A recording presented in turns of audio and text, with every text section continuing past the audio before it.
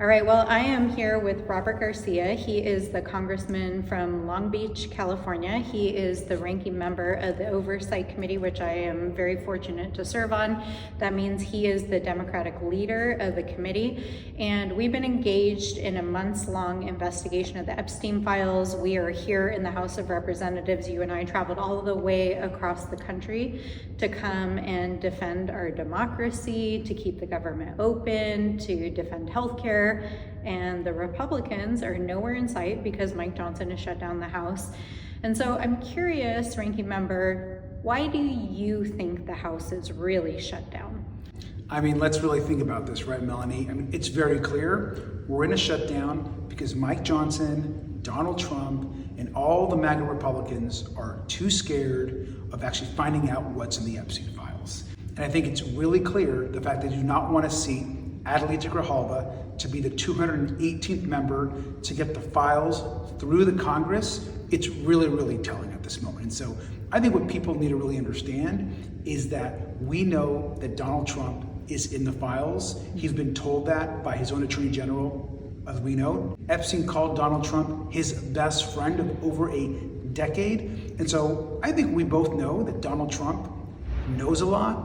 He's in the files. There's a lot of horrific things that have happened to a lot of children, to girls, to women, and it's time for the truth. And I think it's also very telling that Secretary Lutnick just a few days ago during the shutdown actually went on a podcast and talked about being neighbors with Jeffrey Epstein. And tell us what he said in those interviews.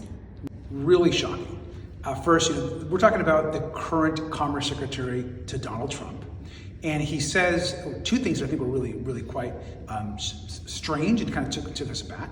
One is he says that he really believes there were bribes involved. Mm-hmm. That he thinks that Jeffrey Epstein got a sweetheart deal because Jeffrey Epstein had a lot of information about a lot of powerful men. Mm-hmm. And the fact that you're going to have a Trump cabinet secretary say that, I think is pretty striking. Mm-hmm. And then the second thing that I think really shocked people is that he himself was invited by Jeffrey Epstein to his home, and that he walked him over to his home, and that Epstein himself showed him his massage room. We know a lot of horrific violence happened in that room. And of course, Lutnick himself said in that interview that he was kind of taken aback by that and then did not participate and didn't want to have anything to do with it. But the fact that Lutnick would share those two pieces of information is pretty telling. And it's disgusting. And gross, and absolutely. I mean, I have to say, especially as a woman, listening to these men talk about what happened and hearing from the survivors as we did, not only in the public eye, but also behind closed doors. We've heard the stories of the survivors.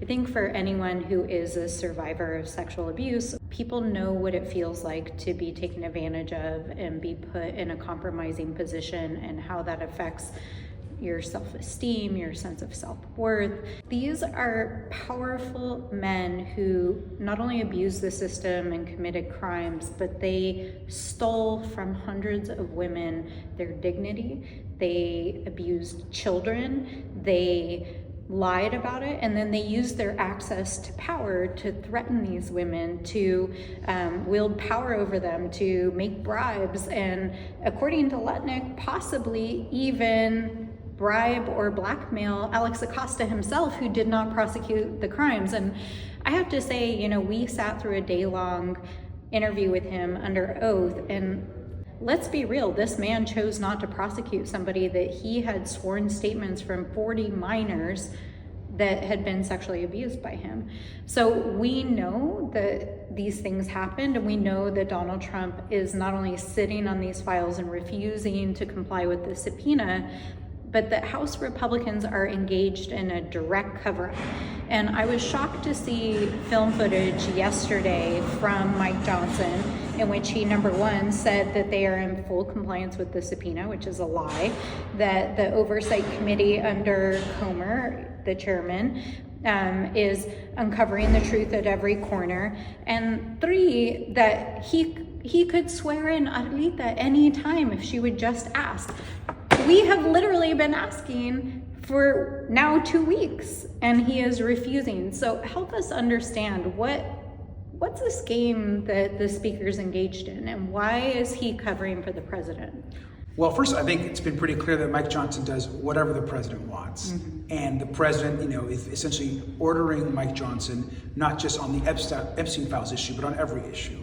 That's, I think, clear. And I'll add one thing that you said, which is really concerning. What's I think really, really concerning, not just to us on oversight, but I think to anyone across the country, is Alex Acosta, back to that issue. He is someone who has so much information and knows so much about the case, yet was unwilling to actually say that Epstein got any kind of sweetheart deal, and was unwilling to even verbalize that women and children and girls were actually abused or assaulted, and in some cases raped.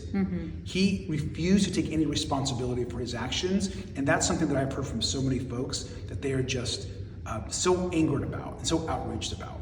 As it relates to Johnson should be seating Adelita Grijalva today. He should have done it days ago. She wants to be sat. She's a member of Congress. Her constituents are without representation. But it goes back to why. And that's because Mike Johnson wants to end this debate on the Epstein files. He doesn't want anyone talking about it. He doesn't want that 218th vote.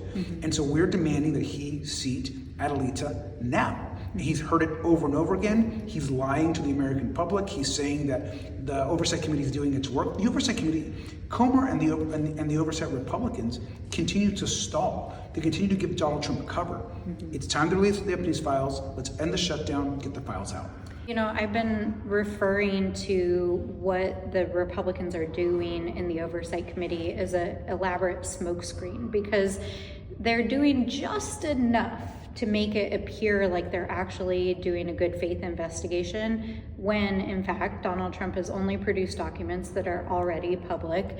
The only really new evidence that's been produced is from the Epstein estate, which just released a new tranche of files last week indicating that key allies of the president, including Steve Bannon, Elon Musk, and Peter Thiel, are implicated in the activities, or at least in association and meetings with Mr. Epstein. But the part for me that is just not sitting well is to watch the speaker lie to the American people. Like, just literally lie. And the idea that this lie is in service of shielding accountability for pedophiles. That's right. And I'll just say one thing. You and I were there when we heard the survivors speak here in this very building. And you know who else was there? Mike Johnson. He was. And Mike Johnson looked like he was moved at times by these stories. He spoke to the survivors that he would get to the truth, and to look them in the eye and to say that he was focused on transparency, and then come out and not seat Adelita to say the investigation is going in the right direction. I think it's really shameful to watch. This is about the survivors. This is about centering those women, girls at the time, as we know, many of them minors, and Republicans seem to have no interest in doing that. Just to cut to the ultimate chase on this issue, Mike Johnson is also claiming he can't reopen the House until Democrats in the Senate vote to reopen the government, and they can't see Adelita. All of that is just untrue. The speaker controls the schedule, the calendar, the votes, what moves, and they are so concerned with shielding the president from this issue that they canceled votes in August. And we've only met a handful of days even since July. They haven't moved appropriations bills, they've shut down the government, they canceled votes early, and now they're refusing to pay our federal workers and our troops to shield Donald Trump from release of the Epstein files. At the end of the day, that is actually what's going on in the House of Representatives. And they can keep voting over in the Senate over and over again, but there is only one explanation for what is actually going on here in the House. And not only that, I think Donald Trump is also using his power as president to cause distractions, distractions that are harmful to people. When he's sending out National Guard, when he's out sending the military to cities that aren't requesting them, he's harming people. He's harming communities, real lives, but also creating distractions. Yeah. And I think at the end of the day, Donald Trump is obsessed with not releasing these files to the public. But he needs to understand that we're not stopping. We're not going to stop. We're going to fight every day to get all the files released and get justice for, of course, all of these survivors.